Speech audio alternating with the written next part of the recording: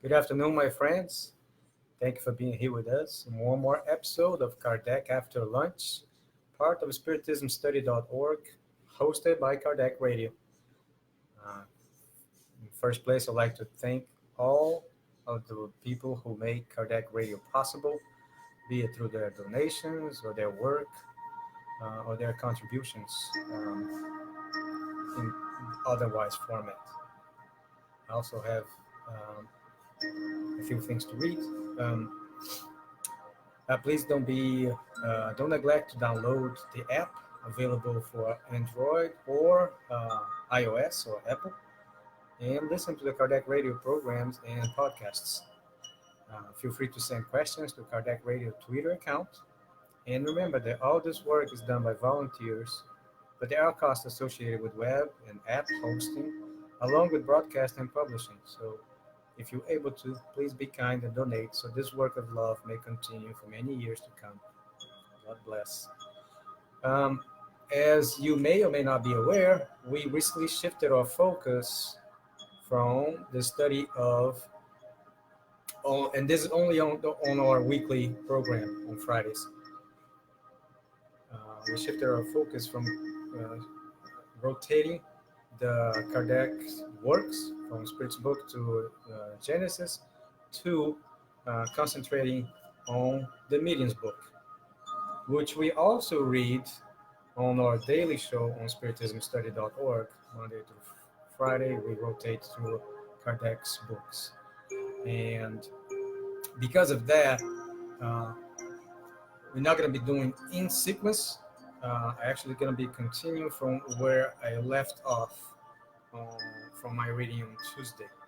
Because the intent of this initiative, this project, is not for me to read on your behalf. It's just for me so I can expose Kardec to you, hopefully reach you during your daily routine, and where you can feel invited to read Kardec on your own, or if you like, the book one-on-one study sessions with one of our volunteers who is donating their time and their knowledge to assist you in your improvement, morally, spiritually, and intellectually. Thank you, Vanessa, for the support. We also have a few viewers.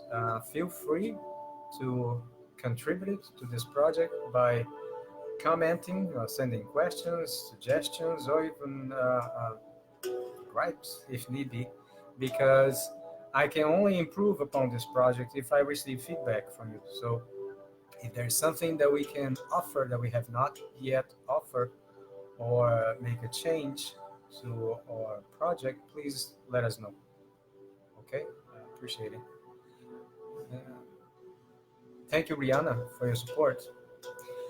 But so let's start our study. We left off on paragraph number 30, talking about the methodology. We're still on chapter 3. So, will it be of any use at all? Try to convince obstinate disbelievers. There is something that many of us, and I believe to be kind of a normal phase in Spiritism acceptance, or I guess I'll say followership. Nora Brazil, thank you for your support too.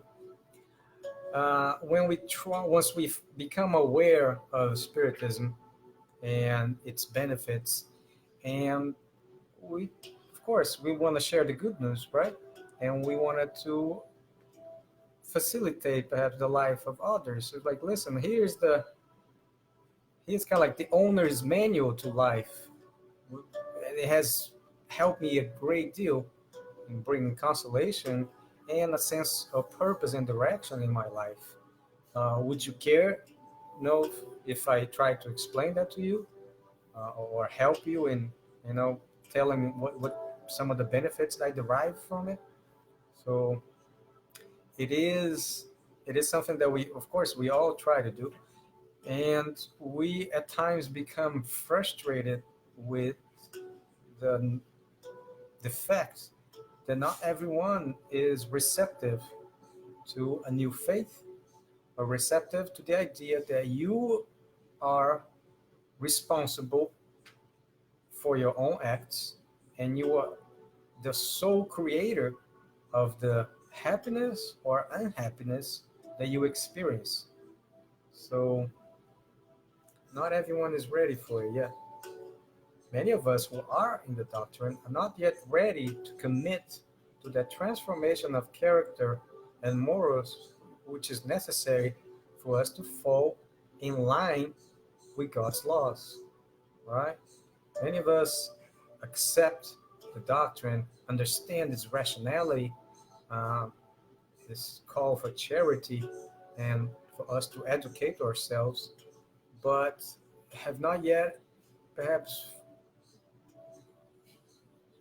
receive or are able to get a full grasp on the enormity, the value that our commitment, our own efforts, going to create um, our future life, our future happiness. So,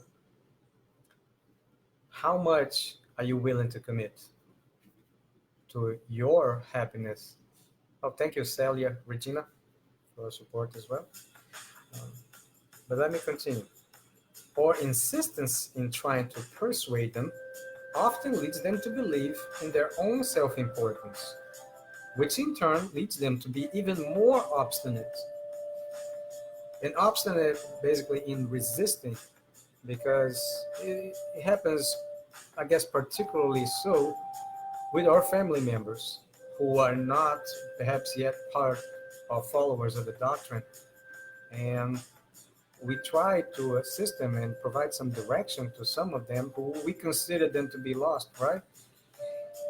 And we can see that those efforts are not very well received, or when they are well received, sometimes they produce no fruits whatsoever. And we feel very frustrated about it. Now, the problem with the message itself, the messenger, or the receiver? I guarantee you the problem is not the message itself, but it could very well reside in both the messenger or the receiver, or a combination of the two. So, those who are neither convinced by reasoning nor phenomena will still have the trial of disbelief to endure, and we must leave to Providence the task of leading them onto the path of more favorable circumstances. So, St. Thomas himself, if I'm not mistaken, I was not raised in the Catholic faith, so I ask forgiveness if I commit any injustice or any. Uh, I'm not trying to disseminate any ignorance about the Catholic faith, but I believe St. Thomas was the one that would not believe even if seen. And I believe Jesus mentioned something like, blessed are those who believe without seeing. And that also applies to the communication with spirits, right? Uh, who are we to require the phenomena, for us to acquire or provide a little bit of acceptance, of the doctrine? So there are those very skeptical, and I have to say though, the spirits and Kardec reminds us that a healthy level of skepticism is required to be a good follower in the doctrine. We should not accept willy-nilly, anything that is communicated to us by the spirits, because we are in charge of developing our own sense of reasoning and judgment, right?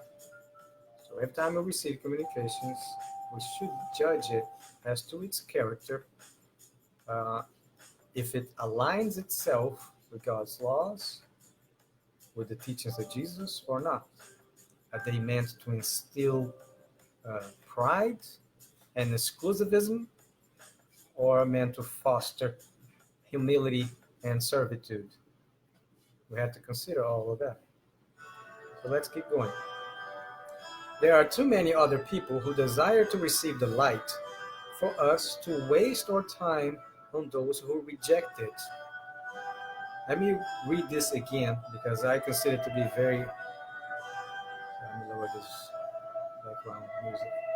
I consider it to be very valuable, this sentence, because, like I said, many of us, perhaps at least during this phase, which I like to call it, in Spiritism, we go through this.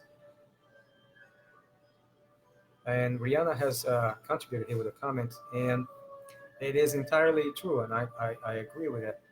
Um, Although we feel that some people could benefit from it, and there is actually there's no greater truth. Everyone could benefit from it. However, not everyone is ready to embrace it. God Himself created us and gave us the free will, and He respects us, right? So who are we to infringe upon it? So uh, once they are ready to embrace, to commit, uh, then the opportunity will be there. Believe me, God never ceases to create opportunities for us to improve ourselves. So let me read again. There are too many other people who desire to receive the light for us to waste our time on those who reject it. So there are also perhaps on what is Spiritism, a series of 5 or 6 questions related to uh, that you would ask another person before engaging in a full conversation about Spiritism, which, so as to save both of you your time and effort. Uh, Basically, you have to start with, do you believe in God? If you believe in God, do you believe you have a soul? Do you believe in the survivability of and the individuality of your soul after death? Do you believe that you are able to communicate from whatever your existence will be after death with the ones who are still living? And do you believe this communication is available to all? So those are some of the questions that, if a person that answers no to any one of them, continuing of this conversation may be not as maybe not beneficial to either party. So therefore, direct your efforts toward those of goodwill who are greater in number than you might think. Remember, this was written in the middle of 18th century, 19th century.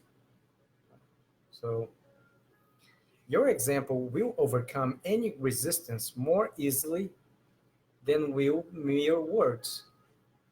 It's another call for us to live the gospel, not just read it as I'm doing, not just professing, not just giving lectures, but try to live it. Try to portray the example. Try to live like Jesus. Is it attainable in this lifetime? Perhaps no. Very likely not. But we have to commit. We have to commit to make small, perhaps even what we maybe consider insignificant, but in together they make a much more valuable and significant effort, right? But we have to make strides. We had to make forward progress, and little by little leave behind that old person, the selfish interests, those acts that only benefit us. And I like to say that we are in charge of leaving behind or changing our thoughts, our words, and our acts to fall in line with God's laws.